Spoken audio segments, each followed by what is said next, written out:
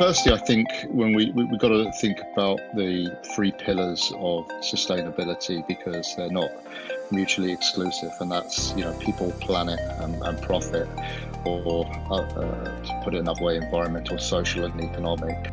However, you use the tree analogy. I tend to use a Greek proverb when I'm trying to describe sustainability, which I find quite good, and it goes something like this: society grows great when old men plant trees whose shade they know they'll never sit under, which I think is a nice way of putting sustainability. The ultimate pay it forward. Although I like your analogy of cut one tree, plant one tree, I think looking at our trajectory now, that's probably even unsustainable in itself. That's my guest, Matthew Chalkley, next on Reliability Matters. Welcome to Reliability Matters, a podcast for the electronic assembly industry. Each episode covers topics related to reliability, best practices, and environmentally responsible assembly techniques, with insights from experts across the electronic assembly industry. Now, here's your host, Mike Conrad. Matthew Chalkley has over 26 years of supply chain experience in the information and communication technology, or ICT, sector. Matthew has held a number of senior operational management positions within engineering, manufacturing, materials management, procurement, and customer order fulfillment. Matthew was the global program manager for IBM's supply chain social and environmental management system and the global tactical lead for IBM's Center of Excellence for Product Environmental Compliance. Matthew currently chairs the Environmental Sustainable Electronics, or ESE, Technical Work Group for the International Electronics Manufacturing Initiative, known as iNEMI. Matthew has a postgraduate diploma focused in environmental management from the University of Ulster. Now, here's my conversation with Matthew Chalkley. Matthew Chalkley, welcome to Reliability Matters. Thanks for being my guest today. Thank you. I look forward to it.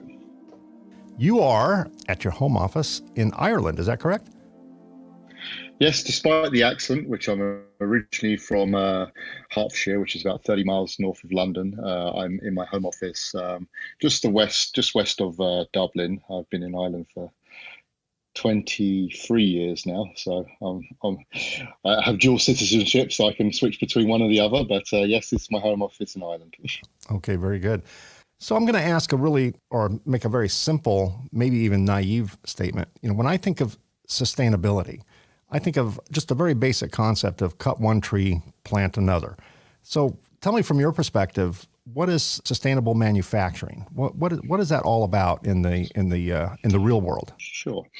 Well, firstly, I think when we've got to think about the three pillars of sustainability because they're not mutually exclusive, and that's people, planet, and profit, or to put it another way, environmental, social, and economic. However, you use the tree analogy. I tend to use a Greek proverb when I'm trying to describe sustainability, which I find quite good. And it goes something like this: society grows great when old men plant trees whose shade they know they'll never sit under, which I think is a nice way of putting sustainability. The ultimate pay it forward, right? The ultimate pay it forward. Right. The ultimate pay it forward. Although I like your analogy of cut one tree, plant one tree, I think looking at our trajectory now, that's probably even unsustainable in itself.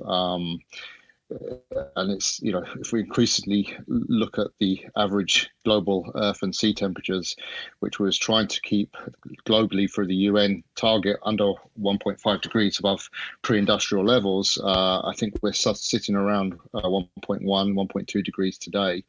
And we're set to breach that by 2030.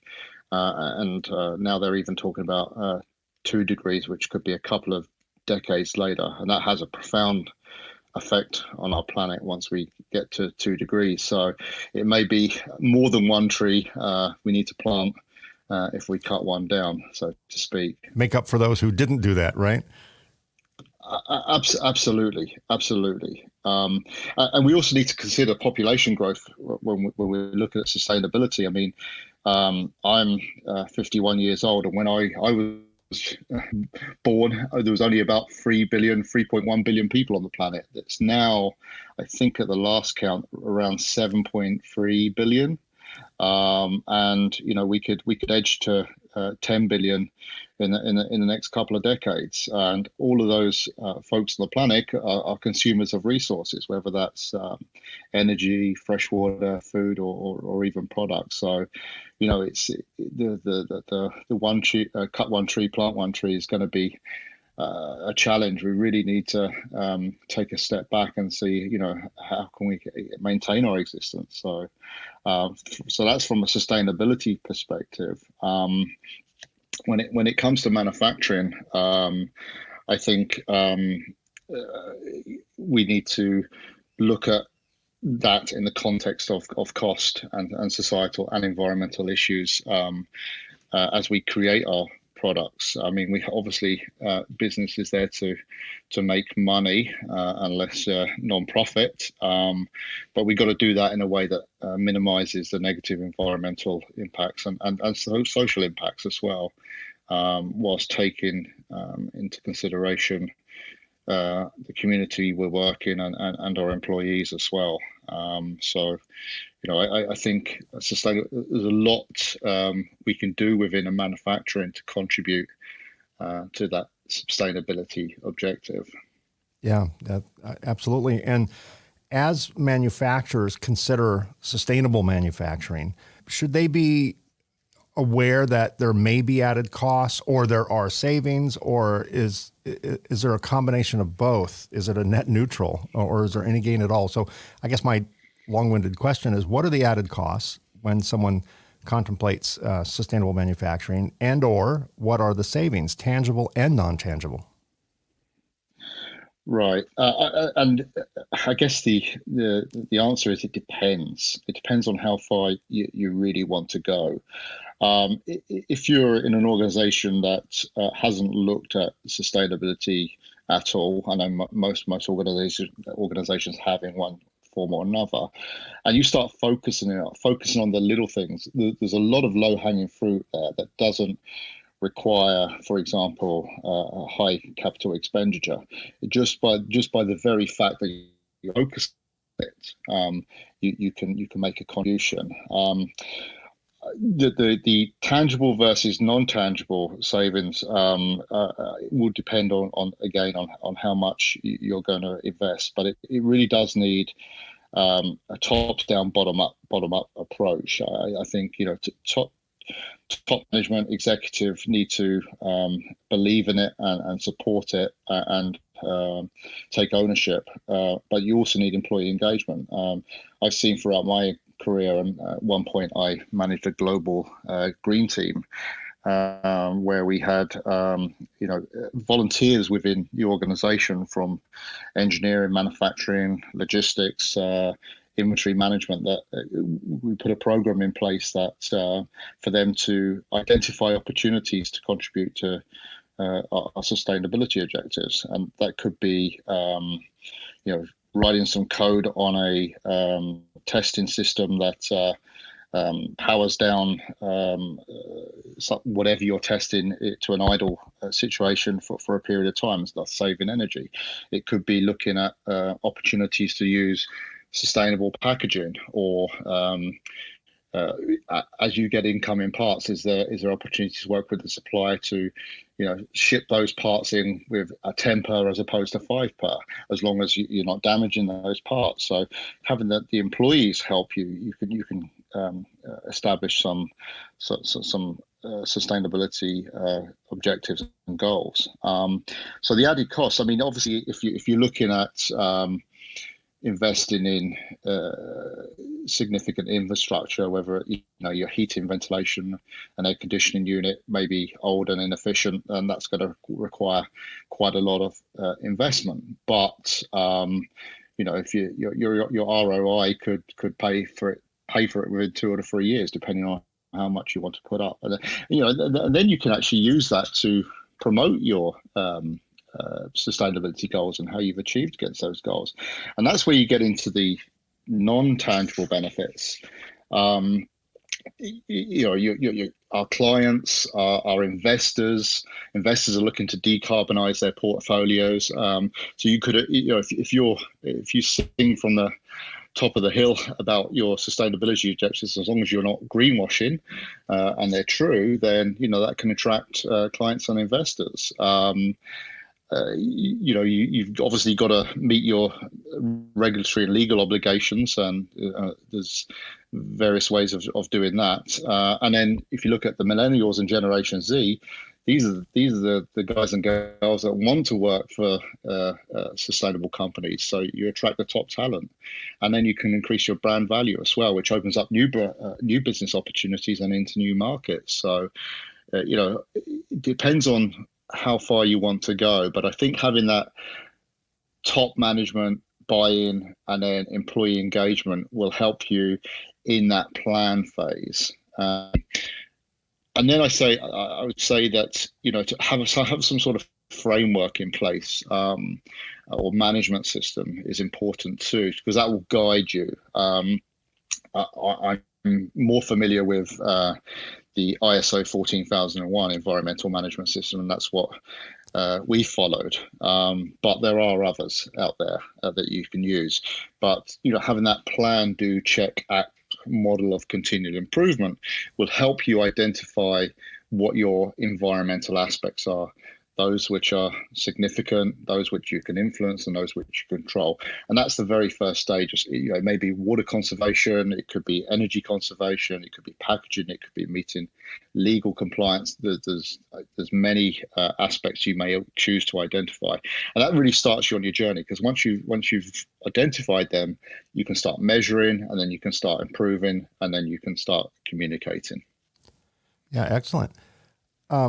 You talk about the three pillars of sustainable manufacturing: people, planet, profit. On the latter, on profit, do you think customers, well, let me back up a little bit.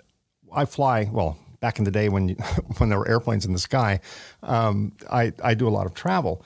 And I go to the UK a lot, and my airline of choice for the UK is Virgin Atlantic. And they always, and I think other airlines do this too, they'll offer, when you buy your ticket, you can click a little box and pay a tiny bit extra and buy carbon offsets for your flight. Right. So that, I guess, if everyone on the plane bought a carbon offset, then they're planting trees somewhere in Brazil, however that system works. So clearly consumers have a desire to make the world a better place, or to choose their products and the manufacturers of their products and their vendors that are maybe more sustainable than others. So do you think that are consumers demanding more eco-friendly products? And do you think consumers are willing to pay a small premium, or a premium in any way, for a product they know is made in a sustainable manner? Yeah, I do. I think we're at an inflection point, right? I mean, I don't think we can broad brush the whole of society and say that everyone's going to be willing to do that. But if you're communicating well and you're transparent in how you're going to, offset or use that additional money to make your product more sustainable, or the way you manufacture your product more sustainable, or you're going to focus on the circular economy, or the full, to reuse the product multiple times, or how you reclaim materials at the end of its natural life. If you communicate well, then that obviously makes it easier to justify the extra money that you are asking for that service or for that product. I do think generationally, like I said, if you want to attract the top talent into your organization, the millennials and Generation Z, unfortunately, I don't like to say they're the folks that are going to be around longer than Sure. myself. So that they care more, and so they should. And we've seen over the last couple of years with Greta Thunberg and the strike for climate change campaigns that have been going on around the world. I mean, it's amazing how many kids have mobilized. And these are these are the future Mark Zuckerbergs and Larry Ellisons. I mean, these are the guys in that are going to drive industry into the future. So, yeah, I think it's definitely changing. Starting probably with food products and fair trade, but now it's getting into all sorts of industries, particularly the IT. I mean, you look at automotive and the amount of electric vehicles that we see on the roads now. It's amazing. Yeah, excellent. So you have a lot of experience in sustainable manufacturing. You worked with IBM for many years. You were their global program manager for their supply chain social and environmental management systems, and you were the global technical lead for IBM Center for Excellence for Product Environmental Compliance. So without giving away any proprietary, we want to keep you alive, without giving away anything IBM proprietary, what were some of the small and some of the large things that IBM did to promote sustainable manufacturing and environmental management that mere mortal companies, much smaller than IBM, might be able to learn from? Sure. Well, I mean, the environment, the manufacturing footprint of IBM is not what it was many years ago. I mean, now IBM is marketed predominantly as a cloud, big data analytics, AI company with lots of services. That being said, there's still 12-15 billion dollars of products that they place in the market every year, but the manufacturing presence maybe not as what it was a number of years ago. But firstly, having purely from a manufacturing perspective, and as I mentioned previously, having I led a global green team that was focused on motivating employees to come up with ideas and solutions to we called them, we targeted financial savings, but they had to be related to environmental goals and objectives. So, if like I said, with the example of writing some code to put a system in idle during test cycles, can save have some energy. If an individual came up with that idea, we'd monetize that idea as a way of creating a baseline to compare to see what sort of savings was made. I think that was really beneficial, and we had an awards program in place, but the uptake and the enthusiasm for that program was something to behold, and it even spilled out to work with our suppliers, and we had folks that would identify inbound products that were packaged not as efficiently as they could have been. We could have got 100 per when it was coming in at 50 per. We worked with our suppliers and they changed it, and then they passed on those same changes to their other clients. So it had this waterfall effect. So that was from a green team perspective. But then around 2009, we had a number of different programs within our supply chain, focus on social and environmental matters, and we brought them all together under one management system within our integrated supply chain, which was the organization at the time. So that included environmental global logistics, environmental programs that included product environmental compliance, which I can cover momentarily. Sourcing, some of our sourcing goals. One of the sourcing goals IBM has is to source 100% of its cut sheet paper and wood and paper-based packaging from certified sustainably managed forests. So that's another goal that we tracked. And then we also had we developed a set of 8 requirements for all of our suppliers to adhere to as a condition of doing business, which was rolled out over a couple of years. And there are eight requirements, and they include things like we're looking for our supplier to create their own social and environmental management system. We want them to meet all the regulatory and legal requirements, as well as any contractual requirements they have with us. We want them to measure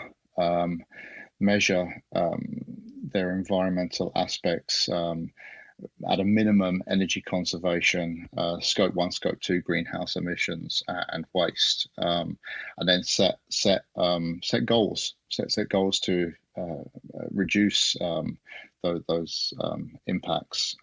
We don't prescribe how much they need to reduce, because these set of 8 requirements are equally applicable to our production procurement, i.e. the manufacturing suppliers, as they are to our non-production suppliers, so hoteliers, transportation companies, caterers, stationery suppliers.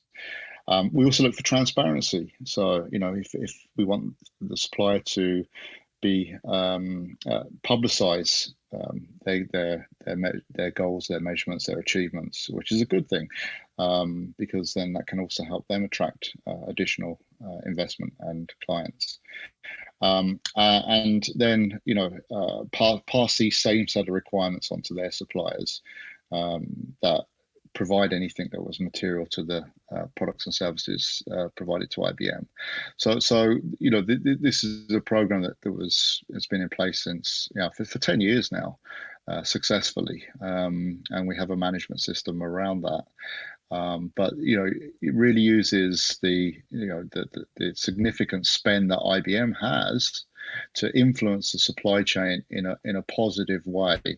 At the time we rolled it out, we had 28,000 suppliers in 90 plus countries, and a spend of 30 billion. So that's a lot of influence. And if you wanted to do business with IBM, then you'd have to commit to meeting these requirements. So that really does have a positive impact on the supply chain. It's not easy. It's not easy to do, and we had to do a lot of education internally and then also externally for our suppliers. But it has a big impact, and IBM has really been a leader in this space for decades. In fact, in the late 60s, Thomas Watson Jr., the son of the former founder of IBM, let's say, and CEO, made our first statement on corporate citizenship, and that was in the late 60s, and that was only a few years after Rachel Carson wrote her book, Silent Spring, which kicked off the modern day environmental movement, arguably.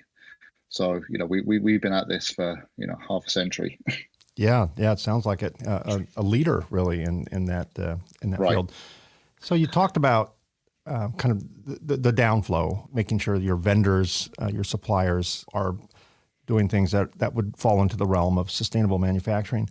In the world of the modern world of electronics, one of the issues that we have with components are counterfeit components. And, everyone has the ability to cheat. That's not going to go away, not naive.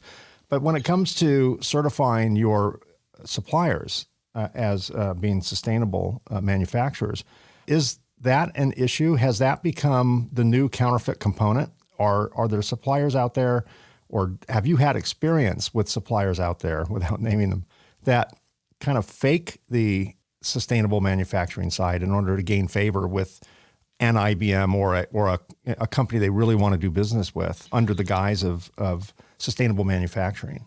And if so, how does an average company verify? Are there besides ISO regulations and certifications, are there other very specific certifications that have some teeth to them that vendors or manufacturers can subscribe to ensure their customers that they are building in a sustainable manner? Yeah, that's a good question. From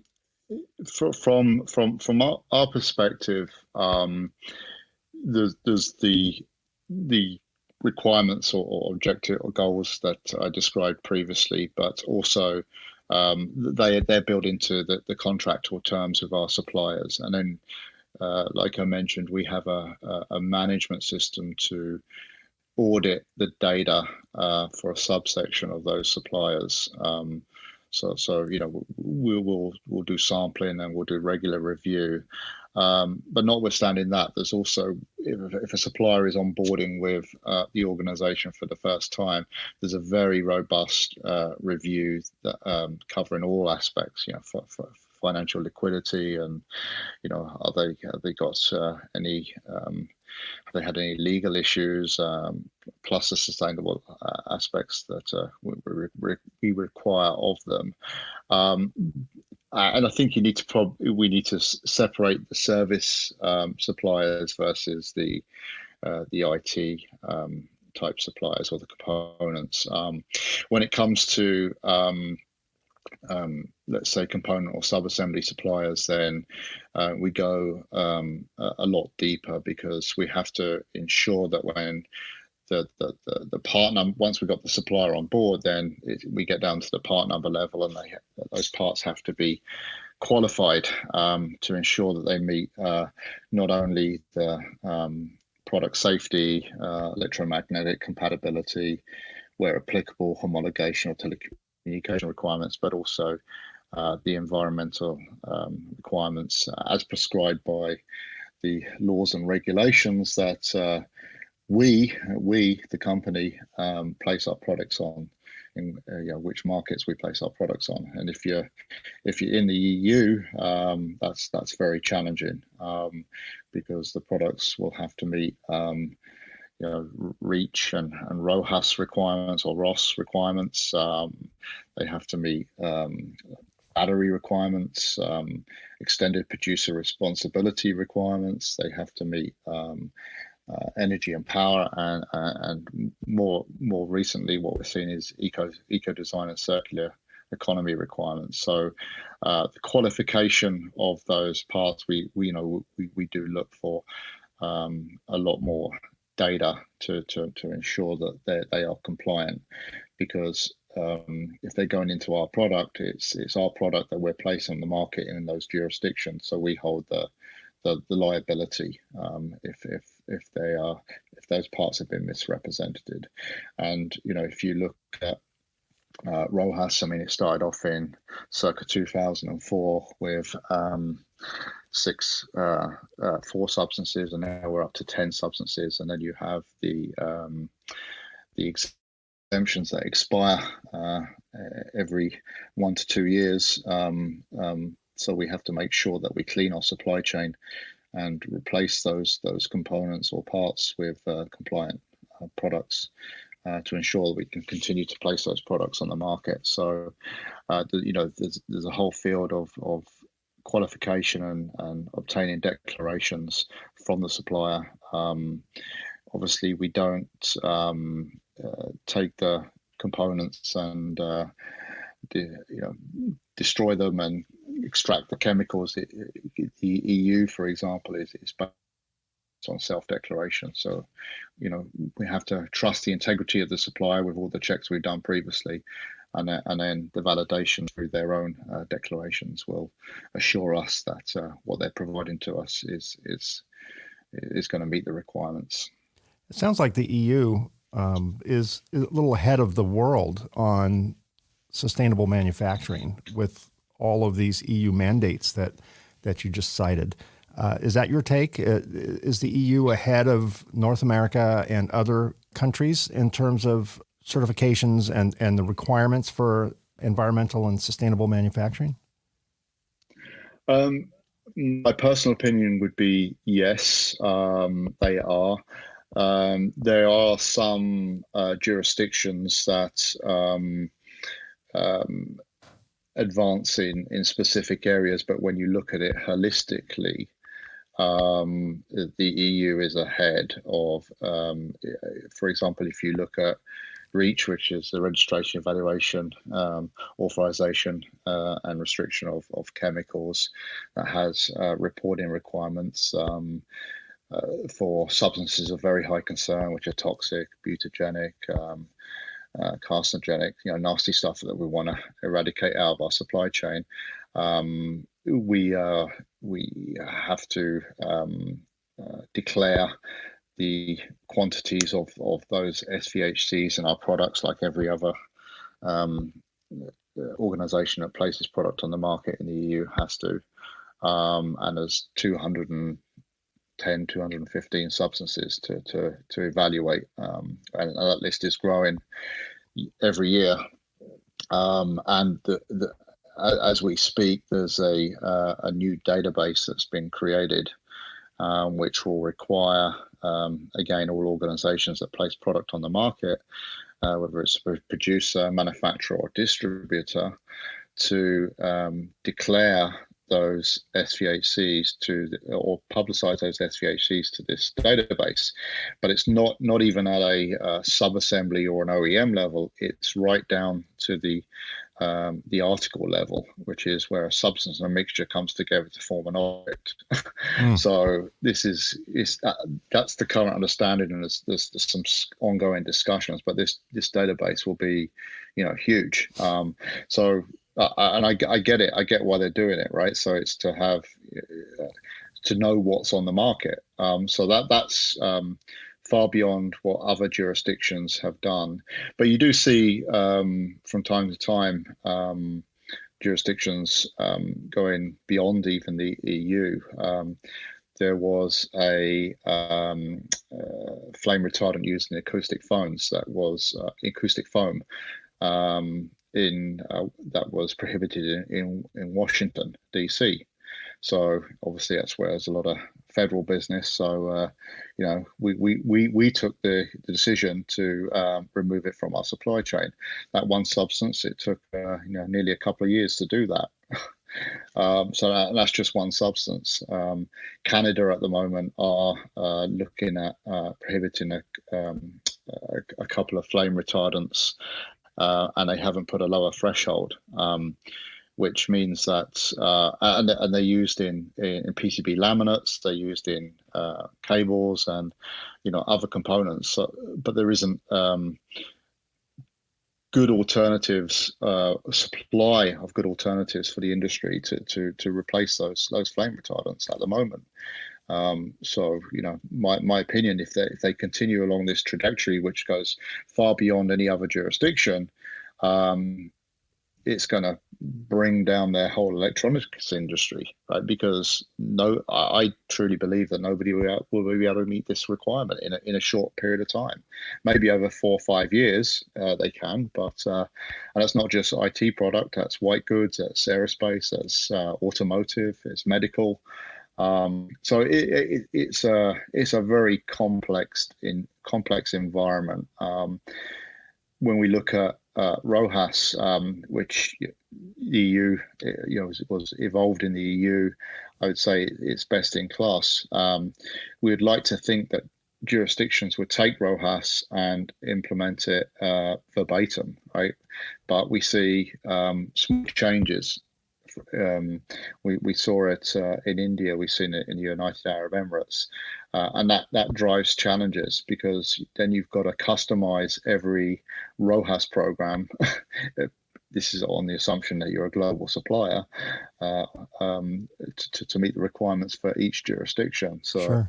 It's a very challenging environment, and now EU is leading with the circular framework for circular economy and the Eco Design Directive, which is looking at other aspects, including material reclamation, providing disassembly instructions, which is something we haven't seen before. So an organization has to provide information on the number of fasteners. How do you disassemble the product? So they have to have a manual on how to start up the product and use the product, and then they have to have a manual of how to basically prepare it for death, right? How to take it apart, how to access some of the materials that have to be recycled separately. Right. Is that the purpose of that? recycling and reuse and making available for secondary markets. I mean, it's probably obvious when you look at the mobile phone market, right? As and you've got to balance that with safety as well, because if you try and remove a lithium battery and you do it incorrectly, you could injure yourself or cause a fire. I mean, that's why we have restrictions on lithium batteries in air freight. So there's balances that have to be made here, but it's certainly the closed loop circular economy is where it's going. That this is the next evolution of sustainability that's going to impact manufacturing and supply chain. And I think it's in a good way, but you always have to. I always like to think about balance. So it's not always as Boolean as you would think. Obviously, with RoHS, a little bit less lead in the world or mercury is obviously a good thing. But you've also then got to look at if there's a prohibition that is coming into effect, and there hasn't been enough research for an alternative substance or material, then you could potentially just drive all that product to scrap. So then you're increasing the levels of e-waste. So you're eliminating a substance, but then you also create an e-waste which has other materials. Sure. You talk about incorporated. Talk about mercury. Just reminded me when I was in high school in my physical science class, the teacher used to had a bottle of mercury, and he'd have all the students cup their hands, and he'd pour a drop of mercury in each student's hand, and we would just transport it from one hand to the other hand to the other hand, and wiggle our hands around and watch this little ball of mercury wiggle around our hands. And when we were done with that experience, we would all go up to the teacher and kind of cup it back into the bottle again. And now we're really worried about mercury, which I totally get, but it's funny. Yeah. We used to play with it, and it was an article of amusement, really. You also talked about going back a few things you said about some of the regulations that different countries are coming out with and how they differ slightly or majorly from other countries' regulations, and that I think you made a comment that, in the future, it might be impossible for the electronics industry to comply with all of these regulations. That brings me back to 1989. I started in our industry in 85. So 1989 was a major part of our industry. In fact, that's what started the company that I founded, that I still operate today. And that was the Montreal Protocol, where 11 countries got together in Montreal and just kind of said, we don't want any CFC. We don't want certain CFC, chlorofluorocarbon-based solvents anymore, or other products that contain that. So we're going to give the world 10 years to stop making these things. And one of the two of the major solvents used to clean circuit boards after soldering were 1,1,1-trichloroethane and Freon TMS, both on the government's hit list. And no one thought it would be real. It would just be like the government today saying, hey, guys, in 10 years, no more gasoline. And everyone would go, yeah, okay, we'll get out of the treaty. We'll poke holes in it. It won't really happen. So everyone assumed this would fall apart. Even though the treaty was ratified, everyone assumed it would fall apart. And as we got closer to the 10-year phase out, our industry trade magazines on their front covers had a countdown to the Montreal Protocol, 11 months to the Montreal Protocol, 10 months, 9 months, 8. And we predicted the fall of the electronics industry in first world country, in subscribers to the Montreal Protocol. We figured everyone will just go overseas where they didn't sign on to the Montreal Protocol, and that will kill manufacturing in many countries. And it was doom and gloom. And you know what happened? No clean flux came out of that. Alternative solvents came out of that. Right. And the irony is there's only been 2 treaties that have been ratified by 100% of all UN member countries. One was the Geneva Convention, and the other was the Montreal Protocol. Today, we could write a treaty that said, let's just all agree that the sun comes up in the morning and goes down in the evening. And we couldn't get all those countries to agree. We're a polarized society now. And, it's just really interesting that one of the only two ever 100% ratified treaties through the UN, one of them was an environmental treaty. Who would have guessed? The U.S. right now is busy getting out of environmental treaties. And I won't go into the efficacy of that because that's not the nature of the show. I'll lose at least half my audience. But, it's interesting that one of the biggest treaties, one of the most adopted treaties and ratified treaties is an environmental treaty. And it happened in our lifetime. It happened in 1989. I think it'd be great if we could, revisit that type of treaty. It would, from an industry perspective, whether you're an environmentalist or not, it makes economic sense because you don't have, satellite countries all doing their own thing. Even if you could get, the G countries to agree, and others would follow because there's no point in them investing to be maverick and put their own stamp on it. So I think that would be, because then research could all align, and you can get these other technologies or these other materials.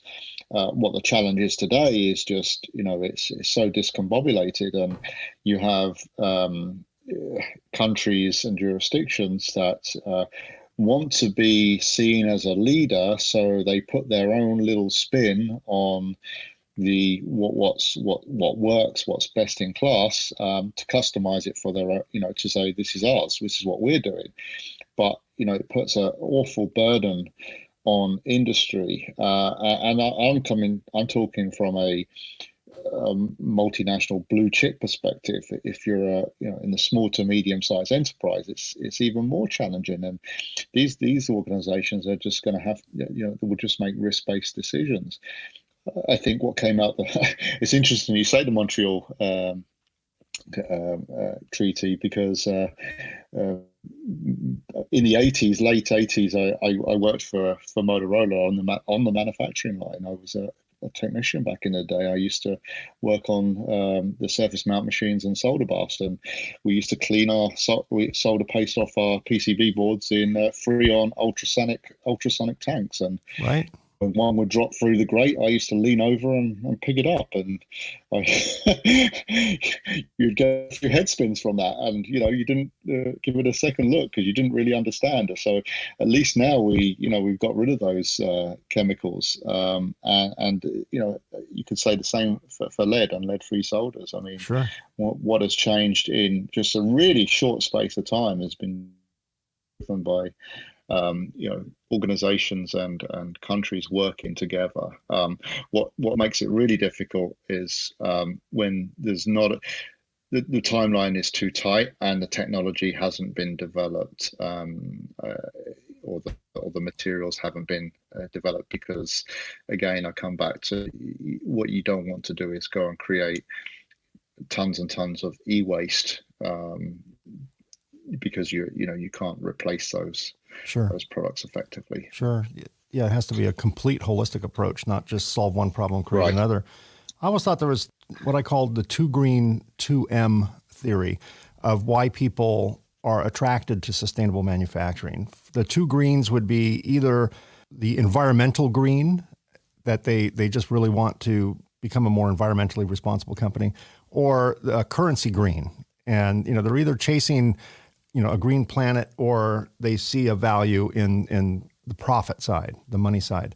And that stems from 2 M's, either morality or money, right? So maybe a little bit of both. If you go after sustainable manufacturing for the money, you're still going to make the world a greener place. So, you can get the morality button for free, even if that wasn't your motivation. But there are multiple reasons why I think people choose to chase sustainable manufacturing and just environmental responsibility in general, and it involves money and morality. And any one will give you the same result, which is great. Let's talk a little bit about your role with iNEMI. You chair the iNEMI Environmental Sustainable Electronics ESE technical work group. What's the goal of this group, and how does it how does this work benefit manufacturing at large? Yeah, absolutely. So for those listeners that don't know, iNEMI is the International Electronic Manufacturing Initiative. This initiative has been developing industry roadmaps for over 20 years. And it's grown from, I think it had 6 chapters in the early 90s, and there's 28 chapters now. And every couple of years, the roadmaps are published, and with over 2,000 pages of content. And these roadmaps are an important tool for defining like state of the art in electronic industry, as well as identifying emerging and disruptive technologies. And projects where the membership can work on, or even research and development priorities covering the next decade. So each of these roadmaps is built on processes of lessons learned from previous editions, and as I said, it's a global collaborative effort that involves individuals from organizations who are leading in their respective fields and represent many perspectives of the electronics manufacturing supply chain. And I've been involved since 2014, 2015. I chair the Sustainable Electronics map. And it's a really excellent initiative. So if you're in one organization, you can tend to be a little bit blinkered and see your own perspective. So this gives an opportunity to work with competitors, suppliers, clients in their organizations, as well as academia collectively on understanding the industry today and where it's going, and maybe even developing some projects and research which can benefit all members in the future. So the chapter, the good thing about the chapters as well, whichever chapter you look at out of the 2,000 plus pages, all has a common structure. So it focuses on situational analysis, so looking at the climate today, identification of any business and technology leads, and critical issues, and then these help form the basis to identify gaps and potential showstoppers, albeit it's rare that we identify an actual showstopper. And then this then leads to the recommendations, which in another process is evaluated by a separate team to identify projects and research opportunities. And the last chapter that I led, along with co-chairs Leo Kenny and Carol Hanworker, we had 29 folks from 22 organizations, including academia, and our roadmap was about 90 pages in content, and we divided it into 4 sections. We looked at sustainability holistically, so a little bit like we talked about at the start of this interview, eco-design and circular economy, materials. And we used to have a section called recycling, but we've updated the title of recycling to electronics value recovery. So it's more aligned with the circular economy now, which is, we've modernized it. We did used to have a dedicated section on energy, but in the last cycle of the roadmap, we couldn't get enough volunteers. And I do stress this is volunteers from these organizations that work on this roadmap, which I think makes it pretty special. So we didn't have a dedicated section on energy, so we incorporated energy content, energy conservation content into the sustainability section. But projects that have evolved from this roadmap includes an eco impact assessment tool that was developed. There's a phase 2 of a project looking at value recovery from electronics at its end of life, looking at hard drives, for example, neodymium in magnets, and then developing common recycling metrics as well. There's another project that's gone for a couple of phases and is looking to start phase 3 in developing recycling metrics on, taking factors like, how easy is it to liberate components from a product when it hits the value recovery stage of the life cycle.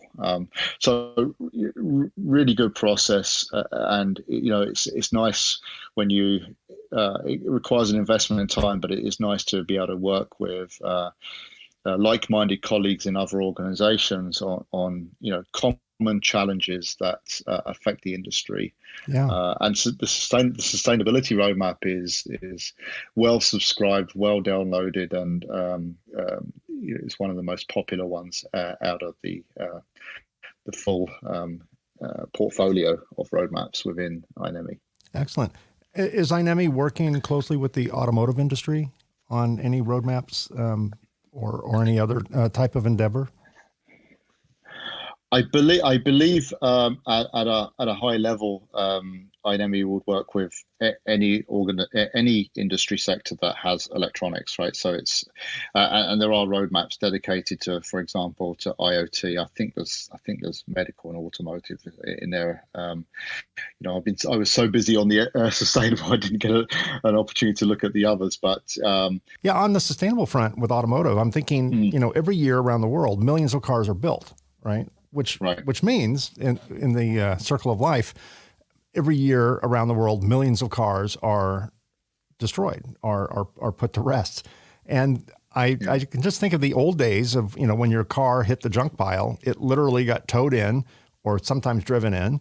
The trunk and the glove compartment were emptied of valuables and the car was crushed and, thrown in a landfill, wherever it went, in a shredder or whatever.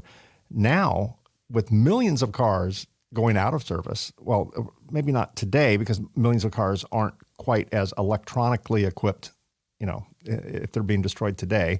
In the next several years, as all of our modern cars, which have a bill of materials where 30% of that bill of materials is electronics, and that's expected to go up to 50%, that's a lot of electronics being crushed and put into the ground. So I would imagine there, if any industry is looking at a deconstruction sustainable roadmap, the automotive industry is probably looking at that as well. Yes, we didn't have any direct involvement in our roadmap because it was predominantly focused on ICT. But you're 100% right. I mean, electronics is ubiquitous now. It's in everything. So there has to be new ways of liberating and recovering, especially when a lot of these materials are, fall into the category of rare earth elements or they're valuable. And even the sourcing of some of those minerals.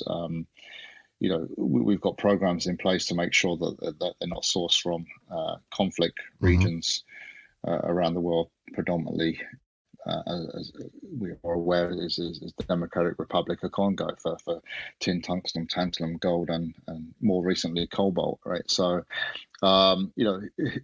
there's less of these materials and substances available, so it's going to be really important to liberate those materials from whatever electronic product, whether it's the car that goes through the shredder, right, or the white goods, or consumer electronics, whatever the case may be. Very good. Well, we are out of time. I had more questions for you, so maybe I can talk you into coming back again in the future and we can continue the conversation. I'd love to come back at a later date and talk again. I mean, cool. This subject is dear to me. It's of great interest, and it's so vast that you could talk forever on it, to be Sure. honest. I think getting that awareness out there is really important. And, even for folks that are not as motivated by environmental issues, just being, lean, getting rid of your muda, can save you dollars. And, if that doesn't motivate you, what will? Yeah, exactly. Well, the company I own is we started based on environmental regulation. So we've always had a green mind from day one, because I'm very thankful for government regulation. We were able to exploit that in a positive way. Right. We are a green company. We save the planet, and or at least make the planet a little better than how we were given it. So, I think that's a savvy business approach. Whether you're an environmentalist or not. I guess I'm more of an environmentalist than not. Sometimes if my recycle bin is full, I'll throw the recycle stuff in a regular bin. I have to admit, I'm not perfect. But I do think it's a savvy move to at least consider the environment, because there are business opportunities there, even if there's no morality-driven decisions. Matthew Chalkley, thank you so much for being my guest today. You are talking about one of my favorite subjects, which is sustainability and environmental responsibility. My company started by seeing an opening based on government regulation, environmental regulation, and it's been a good journey for the last 28 years. So I think there's definitely a strategic and a savvy advantage for companies to consider sustainable manufacturing and environmental responsibility, because I think now more than ever, we make money on that because we sell products that are environmentally responsible. Our customers benefit from that because it keeps them out of trouble. Right? They don't get the EPA walking up their pipes. And I think I think more now than ever, consumers are demanding that their products be built in factories that treat their team well, that don't damage the earth and things like that. I think the younger generations, as you mentioned earlier, the millennials and the Gen Zers of the world are going to be the consumers of the future, and they're going to drive that. And if we are building things today and we want to become their customers tomorrow, now's the time to start thinking about that. 100%. I've really enjoyed it. I appreciate the opportunity to come on and talk to you today, and to the listeners. This is a subject that I'm also very passionate about. I think we get one go on this merry-go-round, but we've got to make sure that others can have a go as well. Yeah, very good. If our audience want to reach out to you and contact you and ask you further questions, what's the best way to do that? Would that be email? Sure, yes. I can give you my email address. Please It's chalklem19@gmail.com. So that's CHALKLEM for Matthew, 19@gmail.com. Very good. And for our listeners, Matthew's information will be in our show notes. So click on the link to Spreaker.com and look up Reliability Matters, and you'll find the show notes right there. I think you can also get our show notes on Apple Podcasts and Google Podcasts as well. So again, Matthew, thank you for giving me a good solid hour of your time. I really appreciate it, and I wish you health and safety in these pandemic times. Hopefully we'll see the end of this soon. Or at least we'll find whatever the new normal is to be acceptable and all of that. So stay well, and thank you again for being my guest. I look forward to talking to you again on part 2 of sustainability. Thank you, Mike. All right. Well, that's another episode. Thanks for listening to the Reliability Matters podcast. Don't miss an episode. Subscribe to Reliability Matters on Apple Podcasts, Google Podcasts, Spotify, iHeartRadio, or wherever you get your podcasts. A special thanks to Circuits Assembly Magazine and Ascendo Reliability for syndicating this show, and where you can listen to this and other interesting podcasts on PCBchat.com and reliability.fm. Thanks for your questions and episode suggestions. Please keep them coming. Send comments to mike@mikeconrad.com. That's Conrad with a K. We'll be back in 2 weeks with another episode of Reliability Matters. Once again, thanks for listening and keep doing it right. Thanks for listening to the Reliability Matters podcast. Join us on the second and fourth Tuesday of each month for new episodes of Reliability Matters.